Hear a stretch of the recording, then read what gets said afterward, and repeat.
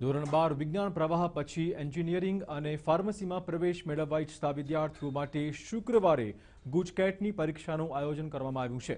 રાજ્યમાં ગ્રુપ એ અને બીના મળીને 1,34,846 વિદ્યાર્થીઓ આ પરીક્ષા આપશે। આકરી ગરમીને લઈને વિદ્યાર્થીઓને કોઈ અગવડ ન પડે તે માટે શિક્ષણ વિભાગે શાળા સંચાલકોને કેટલીક સૂચનાઓ પણ આપી છે। અમદાવાદ જિલ્લા શિક્ષણાધિકારીએ તમામ પરીક્ષા સેન્ટર પર લીંબુ પાણી, ગ્લુકોઝની સાથે મેડિકલ કીટ તૈયાર રાખવા સૂચના આપી છે। આ ઉપરાંત પરીક્ષા આપવા પહોંચેલા વિદ્યાર્થીઓને શેડ કે બિલ્ડિંગમાં વહેલા પ્રવેશ આપવા પણ જણાવી દેવાયું છે। અમદાવાદના 53 પરીક્ષા કેન્દ્રો પર 11,033 વિદ્યાર્થીઓ આવતીકાલે પરીક્ષા આપશે। અમદાવાદ ગ્રામ્યના 27 કેન્દ્રો પર 6,775 વિદ્યાર્થીઓ ગુજકેટની પરીક્ષા આપવાના છે।